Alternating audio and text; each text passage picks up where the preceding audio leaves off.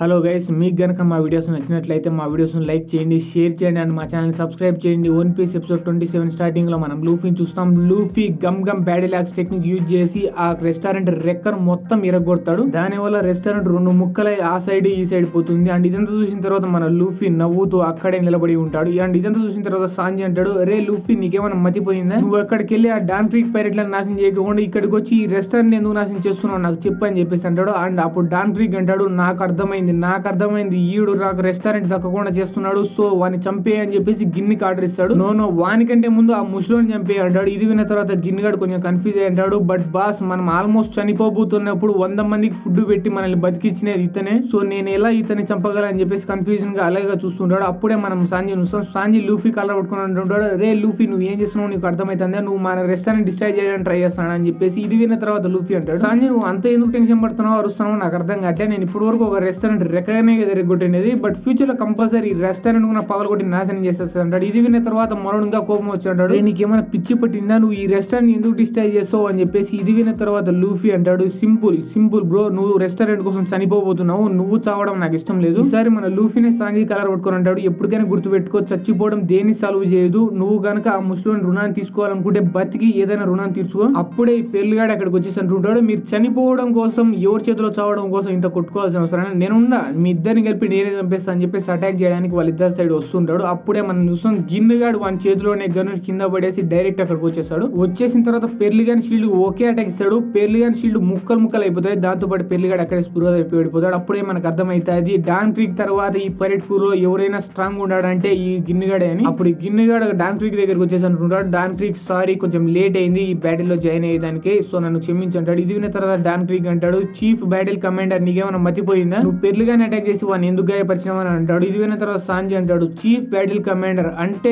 ఈ pirate crew లో fight చేసేది అవతలను దోచుకునేది వీడే అన్నమాట అని. అప్పుడు సాంజీ సిగరెట్ వెలిగించుకుంటాడు, సరేలే ఎలాగో నువ్వు స్ట్రాంగ్ కాబట్టి నేను కూడా స్ట్రాంగ్ కాబట్టి మన ఇద్దరం ఫైట్ చేద్దాం, అప్పుడు తెలుస్తుంది ఎవడు నిజమైన స్ట్రాంగ్ అని చెప్పేసి. అప్పుడు ఇదంతా విన్న తర్వాత ఆ పైరెట్లు ఉంటారు, నీకు అంత సీన్ లేదు ఎందుకంటే డాన్ క్రీక్ పైరెట్లే స్ట్రాంగెస్ట్ అని. అప్పుడు లూఫీ అంటాడు, రే నిజం చెప్పాలంటే మీ క్రూ దగ్గర క్వాంటిటీ తప్ప క్వాలిటీ లేదు, మీరు సింగిల్ గా వచ్చారంటే ఒక పిల్లోడు కూడా మిమ్మల్ని ఈజీగా ఓడిస్తాడు అంటాడు. ఇది విన్న తర్వాత ఆ పైరెట్లందరూ కోపం వచ్చేసింటది. అప్పుడు డాన్ క్రీక్ అంటాడు, రే టోపీ కూడా నాకు తెలుసు నీ దగ్గర డెవిల్ ఫ్రూట్ పవర్ ఉందని చెప్పేసి నువ్వు ఇంత ఓవర్ యాక్షన్ చేస్తున్నావు, అది కాకుండా వాళ్ళిద్దరు ఫైట్ చేయబోతున్నారు కదా, వాళ్ళ రిజల్ట్ తెలిసిపోతుంది ఎవడు స్ట్రాంగ్ ఎవడు వీక్ అనేది. అండ్ వన్స్ ఆ ఫైట్ అయిపోయిన తర్వాత నేను నీ దగ్గరకు వచ్చేసి నిన్ను చంపేస్తా అండ్ నా ముందర నీ డెవిల్ ఫ్రూట్ పని చేయదు అంటాడు. ఇది విన్న తర్వాత లూఫీ నవ్వుతూ అంటాడు, నీ ముందర నా డెవిల్ ఫ్రూట్ పని చేస్తుందో లేదో అని చెప్పడానికి నువ్వే కూడా అది టైం చెప్తుంది, సో చూద్దాం ఫైట్ చేసిన తర్వాత అంటాడు. అప్పుడే మనం ఇక్కడ సీన్ షిఫ్ట్ అవుతాయి. సాంజీ అండ్ గిన్ ఇద్దరు ఫైట్ చేస్తుంటారు. గిన్నుగాడు వన్ వెపన్ తీసుకొని సాంజీని అటాక్ చేస్తుంటాడు, బట్ సాంజీ ఎలాగోలా అటాక్స్ అన్ని తప్పించుకొని డాచ్ చేస్తుంటాడు. బట్ సడన్లీ గిన్నుగాడు ఒక పవర్ఫుల్ అటాక్ ఇస్తాడు, అందువల్ల సాంజీ చాలా దూరం వెళ్ళి పడుతుంటాడు. బట్ వెళ్తూ కాల్తో గిన్నుగాని కొని ఒక కిక్ ఇస్తాడు, బట్ అయినా ఆయన గిన్నుగానికి దాని వల్ల అంత ఎఫెక్ట్ పడదు. అందుకే గిన్నుగాడు వెంటనే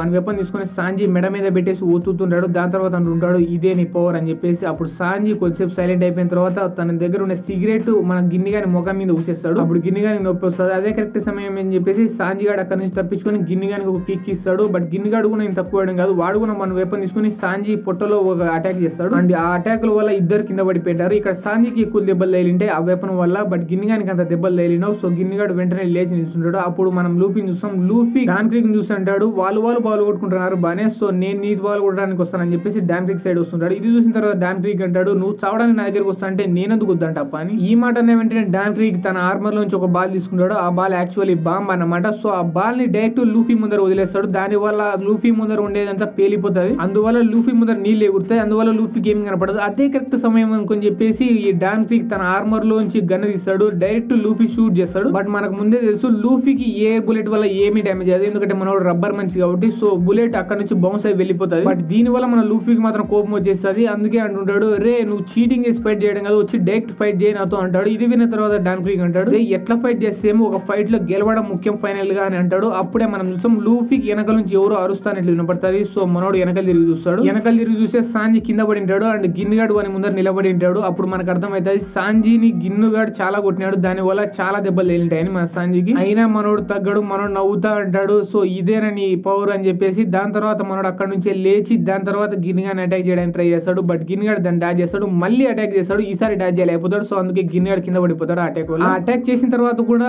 వానికంటే అంటే గిన్నుగానికంటే సాంజీకే ఎక్కువ నొప్పి వేసింది. అది ఎందుకంటే ముందు గిన్నుగాడు తన వెపన్ తో పొట్టలో అటాక్ చేయడం వల్ల తన 2-3 ఎముకలు ఇరిగింటాయి అనమాట. అండ్ అదే నొప్పి నొప్పితో అక్కడ బాధపడుతుంటే గిన్నిగాడు ఇక్కడికి వచ్చేసి సాంజీ మెడ పట్టుకుని అంటాడు రెడీగా నువ్వు చావడానికి అని చెప్పేసి. బట్ దాని తర్వాత గిన్నిగాడు ఏడవడం స్టార్ట్ చేస్తాడు, నేను చంపలేను, నేను నిన్ను చంపలేను అని. దాని తర్వాత గిన్నిగాడు డాన్ క్రీక్ తో అంటాడు, సారీ డాన్ క్రీక్, నేను ఎట్టి పరిస్థితుల్లో ఇతన్ని మాత్రం ఎప్పటికీ చంపలేను, ఎందుకంటే నేను ఆల్మోస్ట్ ఆకలితో చనిపోతుండగా ఇతనే నాకు ఫుడ్ పెట్టి నన్ను బతికిచ్చినది, సో ఇతన్ని మాత్రం నేను ఎట్టి పరిస్థితుల్లో చంపలేను, సో ప్లీజ్ నన్ను క్షమించు అంటాడు. అప్పుడు డాన్ క్రీక్ కోపంతో అంటాడు, రే నువ్వు ఏం చేస్తున్నావు, నువ్వు నా ఆర్డర్ని ధిక్కరిస్తున్నావు అంటే నాకే ద్రోహం చేస్తున్నావు అని అంటాడు. ఇది విన్న తర్వాత గిన్నిగాడు ఏడుస్తూ అంటాడు, సారీ డాన్ క్రీక్, ఇక్కడున్నా నేను ఎంతమందిని చంపమైనా చంపుతా కానీ ఇతన్ని మాత్రం నేను చంపలేను, నాకు అట్లా చేతులు రావట్లేదు అని చెప్పేసి. ఎందుకంటే నేను ఆల్మోస్ట్ చనిపోబోతుండగా నాకు ఇప్పుడు గుర్తుంది ఆ టేస్ట్, ఆ స్మెల్ అండ్ ఆ ఫుడ్ తినడం వల్ల నాకు తిరిగి వచ్చిన ప్రాణం, ఇవన్నీ నాకు ఇప్పుడు గుర్తున్నాయి. మిమ్మల్ని నా జీవితాంతం గౌరవిస్తా, ఎందుకంటే మీరు నా కెప్టెన్ కాబట్టి. కానీ మీరు ఇచ్చిన ఈ ఒక్క ఆర్డర్ మాత్రం నేను నా జీవితంలో ఫాలో కాలేను, సో నేను ఇతన్ని మాత్రం ఎట్టి పరిస్థితుల్లో చంపలేనని ఏడుస్తూ చెప్తుంటాడు డాన్ క్రీక్ తో. అండ్ ఇదంతా సాంజీ జస్ట్ ఊరికనే చూస్తూ ఉంటాడు, ఏం చెప్పకుండా ఏం మాట్లాడుకోకుండా. అండ్ ఇదంతా చూసిన తర్వాత డాన్ క్రీక్ అంటాడు, రే నువ్వు నాకు ఎంతైనా సొల్లు చెప్పు, ఎంతైనా ఏడు, బట్ నువ్వు నాకు చేసిన ద్రోహం అండ్ ఇది నిజం, సో ఈ ద్రోహానికి నీకు శిక్ష కంపల్సరీ పడే తీరుతుంది. అండ్ ఈ మాటలను వినే తర్వాత కూడా గిన్నిగాడు ఏమన్నాడు జస్ట్ ఏడుస్తూ వింటూ ఉంటాడు. అప్పుడు మనం డాన్ క్రీక్ చూస్తాం, డాన్ క్రీక్ తన ఆర్మర్ లోంచి ఒక టైప్ ఆఫ్ క్యానన్ ని లోడ్ చేసి అంటుంటాడు, నిన్నొక్కనే కాదు యాక్చువల్లీ నాకు అనిపిస్తుంది ఇక్కడ ఉన్న వాళ్ళందరినీ చంపేసి దాని తర్వాత ఈ రెస్టారెంట్ నేను స్వాధీనం చేసుకుంటా, దానికి MH5 గ్యాసే కరెక్ట్ అని చెప్పేసి దాన్ని వదలడానికి రెడీగా ఉంటాడు. అండ్ ఇదంతా చూసిన తర్వాత అక్కడ ఉన్న పైలట్లు అందరూ టెన్షన్ పడిపోయి అక్కడ ఉన్న మాస్కులు పెట్టుకుంటారు, మాస్కులు పెట్టుకుని ఉంటుంటారు. MH5 గ్యాస్ ఈ ఈస్ట్లోనే అన్నిటికంటే ఎక్కువ పాయిజనస్ గ్యాస్, ఇప్పుడు మనం ఈ మాస్కులు పెట్టుకునే ఆ గ్యాస్ వల్ల మనం బతుకుతామో లేదో మనకి గ్యారెంటీ లేదు అనుకుంటుంటారు. అప్పుడే మనం చూస్తాం గిన్నిగాడు కూడా మన దగ్గర ఉన్న మాస్క్ తీసింటాడు. అప్పుడు మనం చూస్తాం లూఫీ డాన్ క్రీక్ ఆపడానికి ఒక చెక్క పోల్ మీద డాన్ క్రీక్ సైడ్ పరిగెత్తుంటాడు. అప్పుడు మనం చూస్తాం ఆ డాన్ క్రీక్ ఆ చెక్క పోల్ దగ్గరకు వచ్చేసి తన చేతితో దాన్ని అటు ఇటు ఊపుతుంటాడు, దాని వల్ల లూఫీకి అక్కడే అదే పోల్ మీద ఆగడం తప్ప వేరే చేసి ఉండదు. బట్ అప్పుడే డాన్ క్రీక్ తన దగ్గర ఉన్న పెద్ద ముళ్ళు లాంటి కొన్ని వస్తువులను లూఫీ సైడ్ ఫైర్ చేస్తాడు, దాని వల్ల లూఫీకి చాలా దెబ్బలు తగులుతాయి, చాలా దూరం వచ్చి కింద పడింటాడు. కింద పడిన తర్వాత లూఫీ అంటుంటాడు, నేను ఈ రోజు కంపల్సరీ పగలగొట్టే తీరుతా అని చెప్పేసి. అండ్ ఈ మాటలన్నీ విన్న తర్వాత ఈ గిన్నిగాడు అంటుంటాడు, లూఫీ నువ్వు ఎవరో నాకు తెలియదు, బట్ నువ్వు నీ జీవితంలో ఆ డాన్ క్రీక్ ఓడించలేవు, ఎందుకంటే ఈ స్ప్లూలో అందరికంటే స్ట్రాంగెస్ట్ పర్సన్ డాన్ క్రీక్ అని. అండ్ ఇది విన్న తర్వాత డాన్ క్రీక్ అంటాడు, రే నన్ను పొగడం కాదు, నువ్వు నాకు ద్రోహం చేసినావు, సో నీకు బతికే అర్హత లేదు, సో ఆ మాస్క్ ను పారే అంటాడు. ఇది విన్న తర్వాత గిన్నిగాడికి వచ్చేపు ఆలోచించి మాస్క్ ను పారేస్తాడు. అప్పుడు లూఫీ అంటాడు, రే నువ్వు వాడు చెప్తే పడేస్తావా, అది పడేస్తే నువ్వు చచ్చిపోతావు అని చెప్పేసి అంటాడు. ఇది విన్న తర్వాత గిన్నిగాడు అంటాడు, లేదు నేను నా కెప్టెన్ కి ద్రోహం చేసిన, సో ఇదే నా శిక్ష అంటాడు. కానీ వాళ్ళు అలా మాట్లాడుతుండగానే ఈ డాన్ క్రీక్ గాడు ఆ MH5 గ్యాస్ ని అందరి మీద వదిలేస్తాడు. అప్పుడు మనం చూస్తాం లూఫీ ఇద్దరు పైరేట్ల దగ్గర మాస్కులు బలవంతంగా తీసుకుంటాడు, తీసుకున్న తర్వాత గిన్నిగానికి సాంజీ దగ్గరికి వదిలేస్తాడు. అండ్ వాళ్ళిద్దరికి మాస్క్ ఇచ్చిన తర్వాత అంటాడు, ఫస్ట్ నువ్వు సాంజీ ఆ మాస్కులు పెట్టుకొని బతకండి. అండ్ ఈ మాటలు అనే తర్వాత ఆ సైడ్ ఈ సైడ్ చూస్తుంటాడు, అంటే మిగతా బరాటియా రెస్టారెంట్ చెఫ్ల కోసం వాళ్ళందరూ లోపలికి వెళ్ళింటారు అండ్ చెఫ్ ను కూడా లోపలికి తీసుకెళ్ళింటారు, అందువల్ల పాయిజనస్ గ్యాస్ కి ఎఫెక్ట్ వాళ్ళకి పడుకోకుండా. అండ్ ఒకసారి వాళ్ళందరూ సేఫ్ గా ఉన్నారని చెప్పేసి కన్ఫర్మ్ చేసుకున్న తర్వాత మన లూఫీ గిన్నిగాడు పరేసిన మాస్క్ సైడ్ చూస్తుంటాడు. అప్పుడే ఆ MH5 ఉండే గ్యాస్ బాల్ పగిలిపోతుంది, సో అక్కడ గ్యాస్ మొత్తం రెడ్ అయిపోతుంది. ఆ గ్యాస్ వల్ల ఎవరికి ఏం కనపడదు కొద్దిసేపు. అండ్ దీంతో పాటే ఈ సస్పెన్స్ తో పాటే ఈ ఎపిసోడ్ ఇక్కడ అయిపోతుంది గైస్.